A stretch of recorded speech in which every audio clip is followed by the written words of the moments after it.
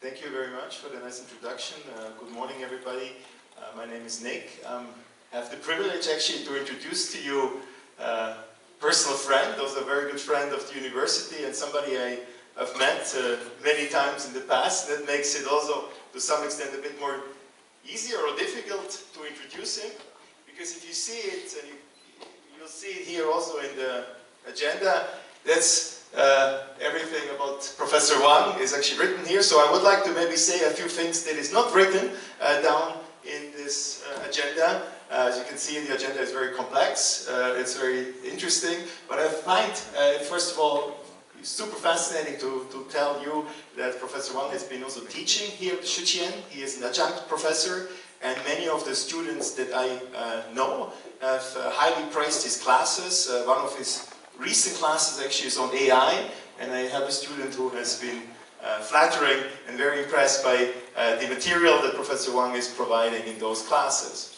Another thing I would like to say, and I find it also very interesting and fascinating, is that actually Professor Wang is the Chief Marketing Officer of Cadence, right? Is that the way I'm pronouncing it properly? And Cadence is one of the key applications and software companies here in Taiwan, privately owned, and Professor Wang has been Chief Marketing Strategy Officer at Cadence for a couple of years, so I think it's very impressive as well, and I think it's something that is not mentioned here, and I would like to mention it to you. So, without further ado, I know we're running out of time, right? Without further ado, I would like to introduce Professor Wang, and I look forward to his speech. Thank you very much, Professor Wang, for being here. Thank you. Thank you, Professor Nick V. Well, thank you very much, Nick, for a very generous introduction, and I don't believe that I deserve such a high accolades from you. And I absolutely have the privilege and the honor to be invited to speak at this conference. Who would have thought that a few years back that as professors that you would have to try to engage audience remotely, as regular as possible, right? And we're really living in a precarious time. And all this is to say that we are demonstrating resilience to still try to convey ideas through various means. And I will have to say that I'm probably still trying to navigate and explore all the ins and outs of how to engage a remote audience effectively, and I'm trying my best. And some of you probably have taken a class or maybe a two with me. And again, I think all of us professors are trying really hard to still keep engaging with students and keep delivering our ideas. And I would encourage you to do the same, because I really don't think that we should see COVID as a threat. I mean, COVID really presents opportunities for us to learn how to adapt. And we're still very much in it, and there's really no way out. And I would say that as a business practitioner, that this is a perfect opportunity for us to stand out, right? Because if we could get a good handle with the situation, we could pretty much handle every challenge that comes our way, especially considering how competitive usually it is in a business world. I will say that the one good thing about being able to make a presentation like this remotely is that you don't get to see what I wear.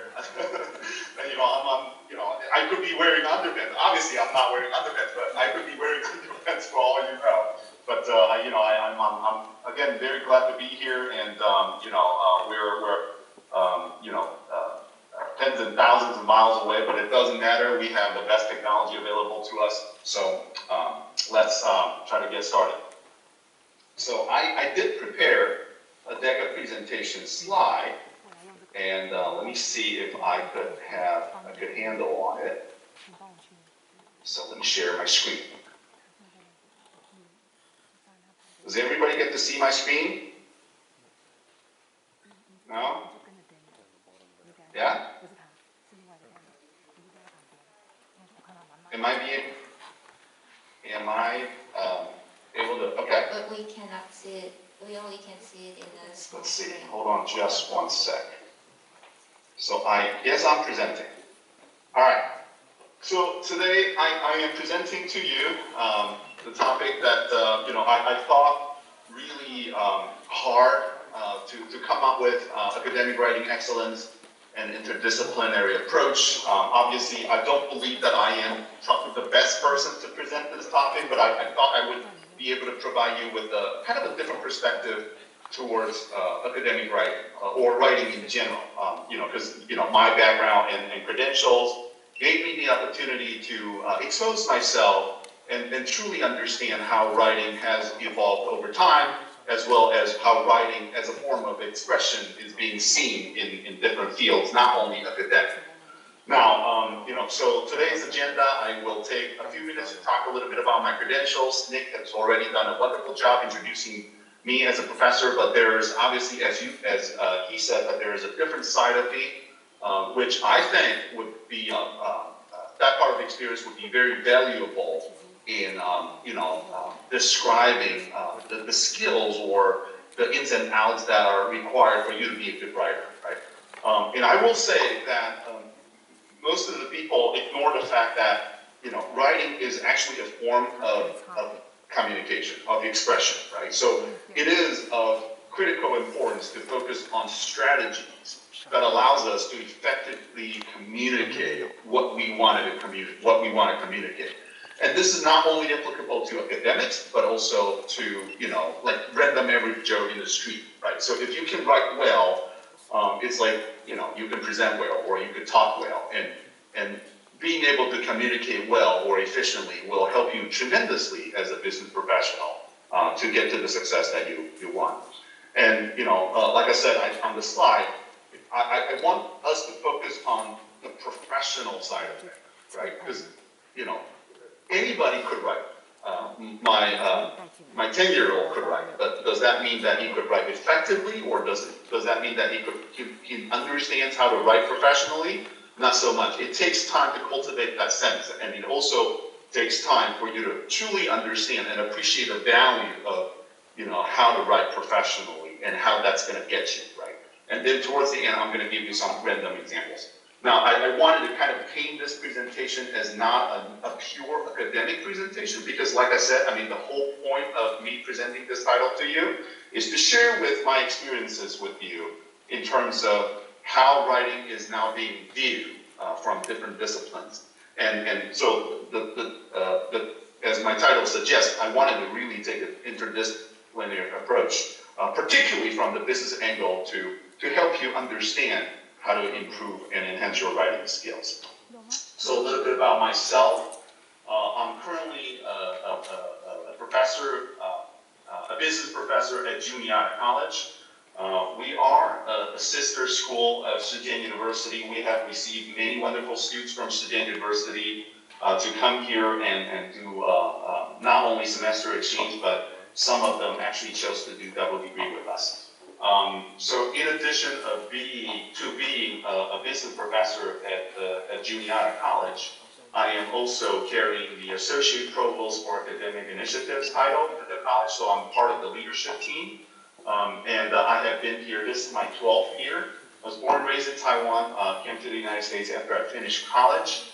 And it's been a pretty interesting ride because I have not always been a college professor. I actually took a break in between my professor jobs. I at one time served as an international tax consultant at KPMG Los Angeles, one of the big 4 accounting firms. And then after I came to Juniata in 2010, a few of my friends and I, we founded a software company, Caden Mobile Software. Right now, we're a multinational software as a service company. We just finished raising our Series B round this past July, and we're one of the leading software companies on the island with operations in China, Japan, and here in the United States. And currently we have 3 global investors on board, including one from Silicon Valley, one from South Korea, and one locally from Taiwan. A year and a half ago, at the height of the pandemic, I founded a business consultancy, WD Strategy, which is a US-based business consultancy. So all this is to say that I'm trying to combine my academic training with my business experience, and I've been leading the marketing team at KDM Mobile Software, and I'm also trying to extrapolate from that skill set with my business consultancy. And I am an academically trained economist. I actually got my degree from University of California at Irvine.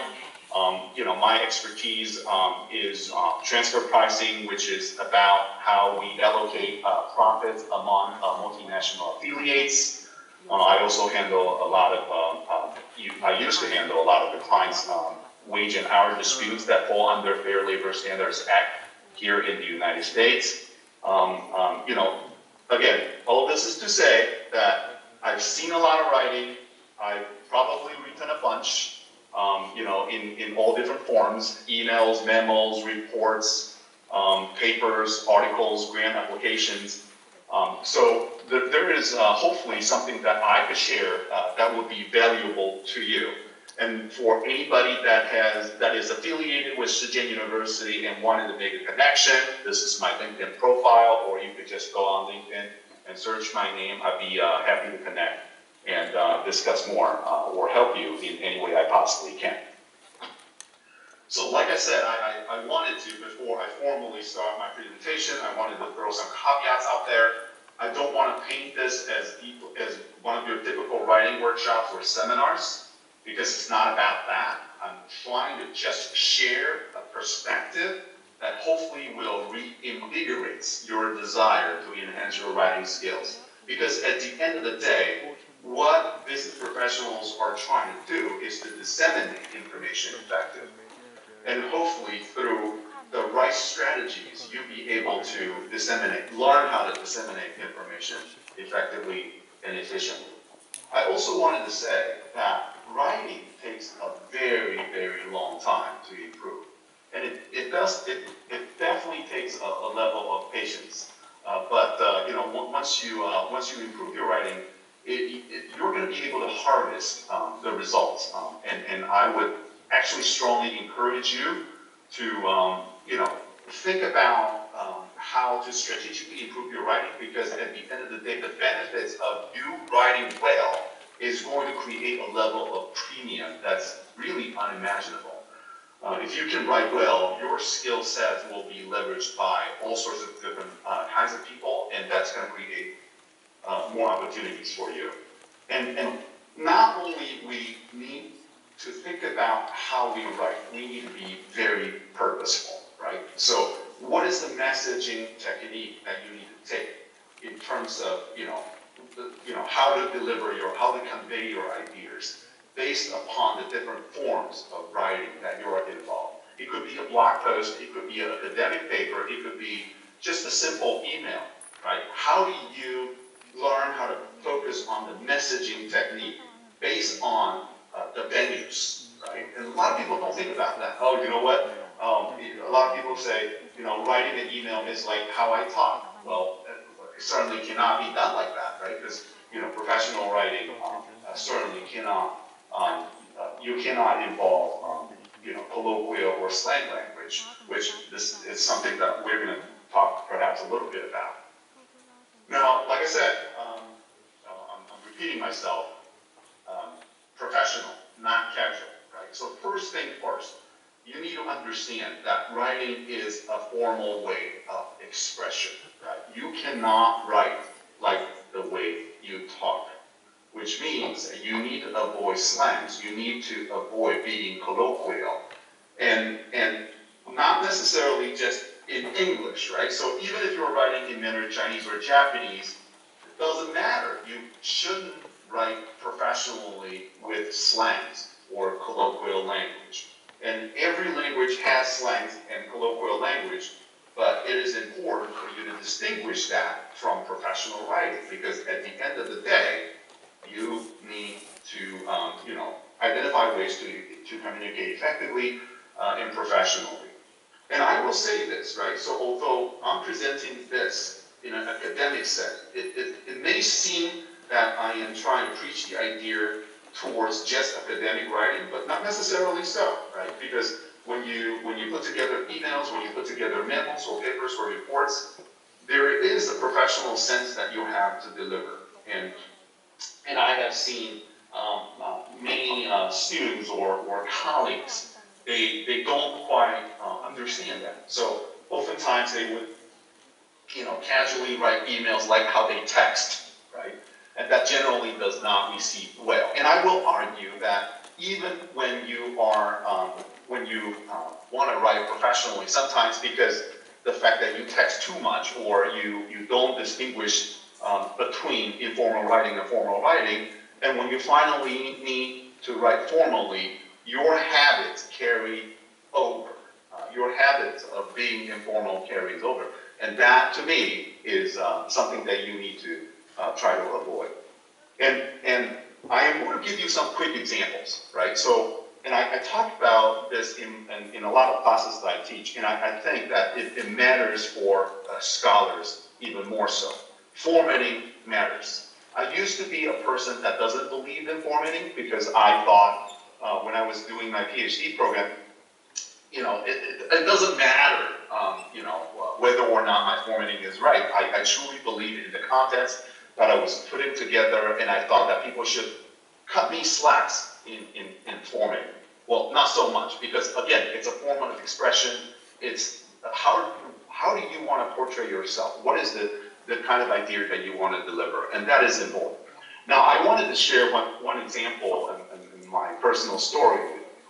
Towards the end of my my graduate student career, and this was right before when I was about to defend my dissertation.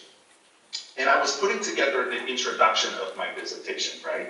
So it took me a while to really try to find a way that I like to lay out the ideas about the entire presentation. So it must have taken me a week, right, to put together a very nice, well-rounded introduction. At least that's how I do it. And I finally got an opportunity to present that to my dissertation advisor. And after reading the long introduction, my advisor's feedback was very short and concise. So I remember I was in his office and he was like, WeiChung, you're babbling, right? You made it too long, and it's almost unnecessarily long. And you need to try to learn how to make your idea concise, right? And brevity is going to be appreciated. And I wasn't having it, and I was trying to argue with him. And I said to him, well, I'm not trying to please anybody, right? This is my dissertation, and I have a very clear way to demonstrate my ideas, and I think my way is going to give a comprehensive sense to whoever reads it, and to understand where I come from. And then he's like, well, yeah, but number one, your committee members are not going to think that. And number two, if you eventually want to publish this as a journal article, your reviewers are going to take an issue with how you write, because they certainly won't appreciate a long introduction like that. So I remember, I was taking an offense. I mean, I understand that he was trying to help me, but I was taking an offense. I said to him, I said, so you want me to kiss the committee members' butts, right? And I was almost using the vulgar language. I was almost using the vulgar language. And when I spelled those words out, and I realized I probably shouldn't have said that, right? Because I was trying to defend my position. And one thing that he responded forever stayed with me.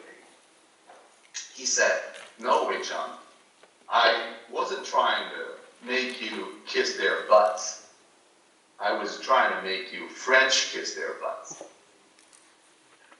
And that actually goes a long way, because then I realized, oh, you know what? It's not only about me. It's about, if my strategy is to deliver ideas and convey ideas so that people can accept those ideas, that is the strategy that I should take.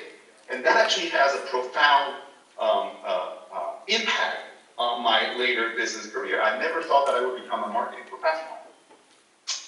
So I wanted to show you this, right? And probably, you know, as even academics don't think about this too much, right? So this is kind of like the print, right? The paper print.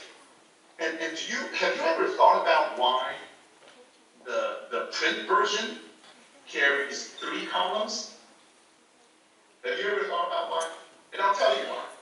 Because they want to save postage, right? Back in the days when the electronic copies were not as prevalent as today, the print version, if you need to send your like print journals, you know, across the globe to different libraries, you need to make sure that you use the least amount of papers, right?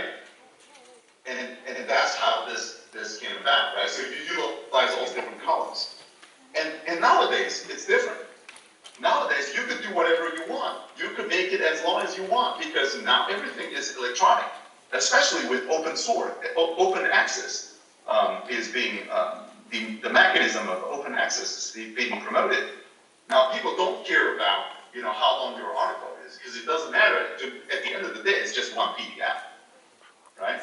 And that, I'll tell you, has a profound impact on how you should format your things, how you should, you know, deliver your ideas. And I bet not a lot of people thought about that, right? So what is the point of writing an academic paper? What is the point of writing an email or a memo or a report? You want your thing, be that report, be that memo, be that academic paper, you want your thing to be read, right? So you have to find a way to engage your audience in the best way possible so that your communication with them is effective. And a lot of people miss that. And the world has changed tremendously. Think about the time when it was pre-internet, pre-YouTube, pre-Google, pre-social media, and pre-Netflix. How did we get information? We certainly, at the time, when there was no internet, we certainly weren't being overwhelmed by this tremendous amount of information flowing randomly, right? So at the time, you know, we have only selected sources of information. So we're not overwhelmed at all, and we could be very mindful and purposeful in choosing the ways of obtaining those information and then digesting it at our own pace. But right now, the entire world has changed, and that has, I argue, affected academia as well. In 2017, when the CEO of Netflix was interviewed by, I believe, LA Times, I could be wrong. And at the time, Disney Plus was not there, but there were some upcoming competition. And so the reporter was asking Reed Hastings about his idea of how Netflix should fare with all these competition. And he was being very arrogant, Reed Hastings was. And he said, I don't think, you know, Netflix has competition. Our true competition is people's sleep time. Sleep is our own competition. That, to me, is a very arrogant way to tell the world that, you know what, people are addicted to us, and we don't have to pay attention to competition, and because, you know, people will just eat whatever we serve them. Now, fast forward to today. Now, not only we have Netflix, we have Disney Plus, we have all these different streaming services. And in addition to streaming services, we have all these social media options. And you know, a lot of people, including me myself, guilty as charged, that I would actually go on YouTube and Facebook to read news, right? And who knows? Maybe their algorithm will figure out the types of news that I would like to read, and they keep feeding me the type of news that, you know, presumably that I like. But did I make that choice actively? I did. But, you know, inevitably, my world is filled up with information. So how do we narrate? If you really want to narrate a story, you don't have much leverage because you know that people's time is now very limited as they get overwhelmed by all these unnecessary information. And this is what you have seen, right? We changed the ways that we title 5 tips to lose weight. 10 must-read articles of year 2021. And worse yet, you go on TikTok or Instagram, swipe it to the right for you to see more. And as if that wasn't enough, you have infographics, because people just don't want to read more words, right? So you create charts and graphics that have words in it so that hopefully you will be able to, as an author, you will be able to engage more readers. I'm not here to argue whether that's right or wrong, and because I think the trend has already been formed, and it is not, you know, we're not in any place to change that, right? But that, I think, has a profound impact to writers as you come to think, you know, what is the strategically correct way or right way or effective way for me to try to engage more readers. Now, I will tell you the interdisciplinary perspective that I could provide you is that I'm sitting at a crossroad, right? Because I am not only an academically trained economist, I'm also a marketing professional. And a very successful entrepreneur and marketing professional, Seth Godin, who's also a fabulous author, he once proposed this purple cow theory, right? This is the way that for you to garner attention, right? Because everything that you see in a ranch is the same cow. If you could create a purple cow, then people are going to pay attention to you. You're going to be able to, you know, to grab their attention span for maybe a second longer, and that perhaps would be enough for you to communicate effectively. And I'm not kidding. This idea actually has been leveraged by academics, and more I see, you know, academics in writing their academic journal articles. They thought about this, right? They understand. Maybe they haven't taken a marketing course, or maybe they haven't, you know, practiced marketing at all, but they understand this idea behind of, you know, how to attract attention. This is infographics that I was able to extract from an article in a journal, Medical Writing, right? March 2020, as you can see. This is why, right? People don't have the time, and people don't like to be overwhelmed, and so you're trying to, even as an academic writer, you're trying to, you know, please the readers. You're trying to, you know, cater to their needs and meet them where they are, right? And there's a reason for that, because vision, you know, theoretically and clinically trumps all other senses, right? So you're catering to the other people's needs. Now, there is another piece of academic research I'm sharing. This is from a group of Microsoft researchers. You know, the company Microsoft actually has a research group, and they hire researchers to do research like this. So what is this? This research points out or analyzes how long users stay on web pages. And as a marketing professional, I can tell you that they don't stay that long. Right? And when we constantly monitor the traffic, we have to be very mindful of not only the types of contents that we put out there, the keywords that we use, and the layout and everything. All of this is to try to engage our visit a tad longer, right? So this piece of research analyzed